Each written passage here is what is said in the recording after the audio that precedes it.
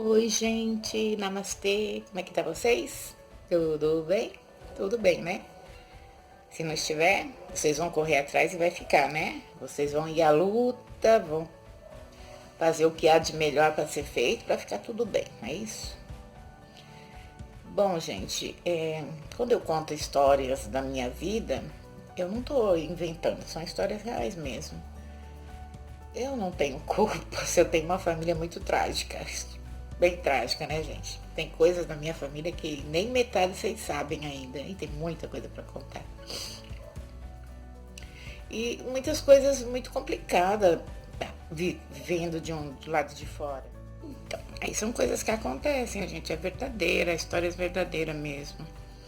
Então, e hoje eu vou para uma história que chega a tá até cheirando mofo, antiga, ó. É sobre os pais do meu pai, meus avós paternos, né? Que também eu acho que dos dois lados temos problemas familiares. E é real, gente. Não dá pra fazer nada. É essa minha família, é isso que eu tenho. Por que eu conto? Porque poucas pessoas têm coragem de contar da descendência dela, das coisas que elas passaram. E é uma forma de mostrar para vocês que problemas todos nós temos, uns mais, uns menos. E que o segredo é conseguir sair deles legal, né? E não que eu sou expert nisso, não saí tão legal assim, eu já disse isso a vocês, já que se eu estivesse tão bem, eu não teria causado esse problema no meu coração, né? Mas eu causei, então não tirei tão de letra assim, né? O que acontece com qualquer um. Sair lá na frente de um turbilhão, num lamaçal, e sair sem nada é difícil, né? Mas, gente, a gente tem que sair do outro lado. Seja lá o problema que você esteja passando, essa faz parte da vida, faz parte da escola da vida, né? A gente tem que sair lá na frente, levantar, sacudir a poeira, continuar a caminhada, né? Porque senão a gente fica parado no mesmo problema a vida inteira. Então, vamos lá. Como eu disse, eu vou falar dos meus avós paternos. É uma história muito triste? É. Aconteceu? Sim. Como que eu sei? Quando eu era criança, eles faziam fogueira em época de frio, no quintal de casa, e ficava reunido lá todo mundo. Aí ficava minha mãe, meu pai, as minhas tias, que são irmãs do meu pai. Então seria a tia Maria Amélia e tia Tereza. Já não tá mais ninguém aqui, tá, gente? Nenhum dos quatro. Já todo mundo cantou para subir. Mas nessa época eles ficavam reunidos lá.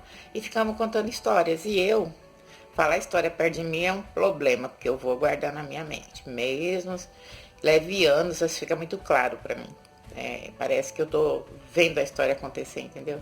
Então aí eu guardei na minha mente e hoje eu vou contar para vocês o que aconteceu com eles. Os pais deles. Vamos lá. Meus avós, minha avó, meu avô, morava em Ferraz de Vasconcelos. Meu avô era descendente de escravos, direto, ou se é que não foi escravo também. E minha avó, a mulher esposa dele, ela não era negra, que nem assim, negro de africano. Ela já era uma meio encardida, assim, meio que não branca e nem negra. Então eu creio que ela deve ter tido ser mestiça, porque na época, gente, não tinha muito relacionamento negro com branco, né? Tinha muito preconceito, que era época de escravidão e tudo. Eu creio que minha avó tenha tido algum relacionamento, a mãe dela deve ter tido algum relacionamento com algum dono de escravo, com a dona de fazenda, alguém assim, acabou nascendo ela. Mas isso não vem ao caso, isso não interfere em nada. Eu só estou dizendo que ela não era negra. Meu avô era negro e ela não era tão negra. E era um mulherão, diz que ela era grandona. Essas mulheres não são, sabe? Grandão mesmo. Assim, mulherão mesmo. Ela era assim. Ok, tá. Viviam lá numa cabana, uma casinha humilde de fazenda, essas fazendas feitas de sapê. Tá lá. Aí meu avô, ele tinha o costume de caçar. Ele saía para caçar animais, tipo tatu, essas coisas para comer. Nem sei que tipo de animais tinha na época, mas ele saía para caçar. Então ele trabalhava na fazenda e as folgas dele ele ia caçar para ter mistura em casa para poder dar para os filhos. Então, eles tinham 4 filhos. E aí eram, vou falar o nome deles. Oswaldo, que era meu pai, tio Mário, que é o irmão do meu pai, tia Maria Amélia e tia Tereza, eram 4. Então ele tinha que alimentar esse povo, né? Aí tá, ele ia caçar, caçava, voltava e tal. Aí teve um dia, meu pai dizia que ele tinha uma garrucha. Não pergunta o que é garrucha, que eu também não sei, gente. Diz que tinha uma garrucha. Eu sei que é uma arma, mas como que é, não sei. Então ele tinha uma tal de uma garrucha e ele costumava ir pras caças dele sozinho, não levava ninguém não. Ele saía mato afora e era mato mesmo. E ele ia sozinho. Aí um dia ele foi, a mãe arrumou. Eu e a mãe, não é a mãe. A avó arrumou a embornar dele. Embornar que se levava antigamente, né? Pra ele passar uma noite na mata. E ele foi embora. Aí foi. Ela ficou com as 4 crianças, a avó, mãe do meu pai, né? E ficou lá com as 4 crianças e tal. Passou a noite, amanheceu o dia, nada do vô chegar, nada do vô chegar. E ela saiu pra perguntar, ninguém sabia, ninguém viu ele indo e não sei o que, e saiu e foi de Chopin em Chopin é uma casa bem humilde. E nada, e nada, e nada. Por fim, resolveu uma turma, uns homens lá, uns cabra lá, uns cabra legal, né, gente? Uns homens lá resolveram fazer uma busca na direção onde ele foi, porque aí perguntaram pra avó, pra que direção ele foi, pra que mata ele foi, aí explicou, eles foram atrás dele. Aí foram procurar e procurar e procuraram, eis que acharam o avô, meu avô. O que aconteceu? Na mata tinha muitos morros, muitos barrancos, muita coisa, né, gente? Mata fechada, mata que não é que nem hoje, mata mesmo. Mata nativa mesmo. Aí o que aconteceu? Ele caiu, estava acho que tentando pegar algum bicho, ele escorregou e caiu num barranco e quebrou o pescoço. Então estava morto lá. Morto da Silva lá embaixo. Aí os homens trouxeram o vô para casa, né? Já morto e tal. Antigamente não tinha IML, não tinha nada disso. Só enterra, põe no lençol, leva para enterrar. É enterrado e tudo. Aí a avó ficou sozinha com os 4 filhos para criar. Como eu disse, minha avó era grandona, né?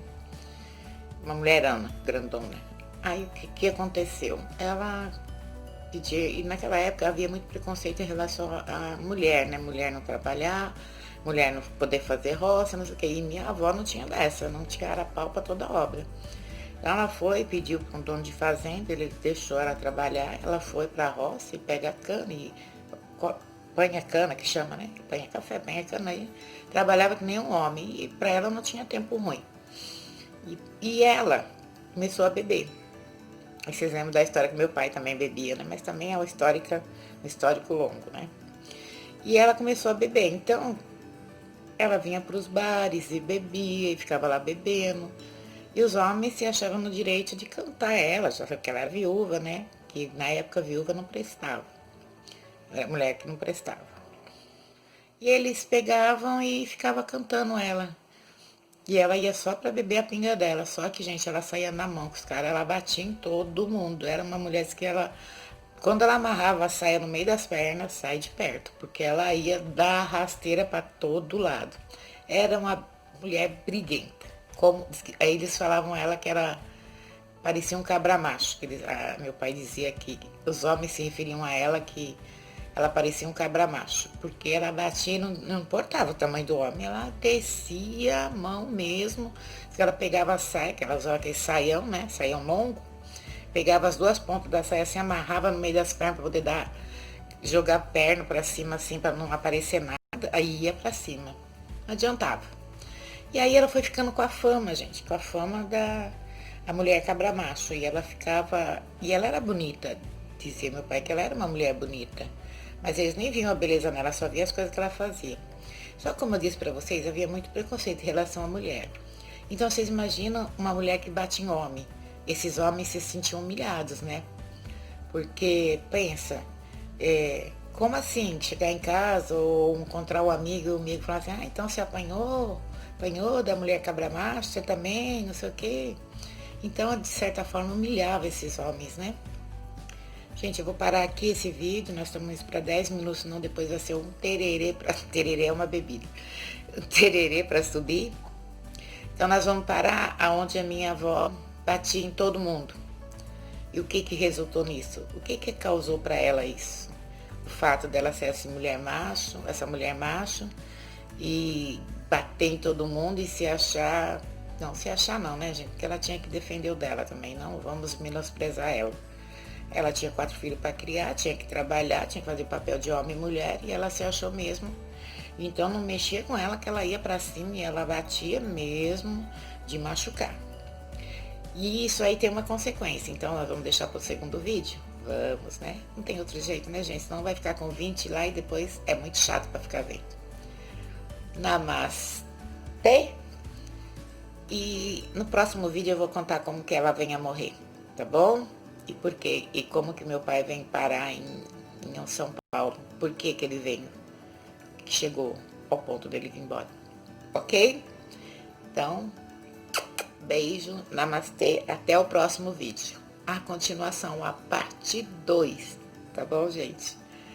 Bye, bye.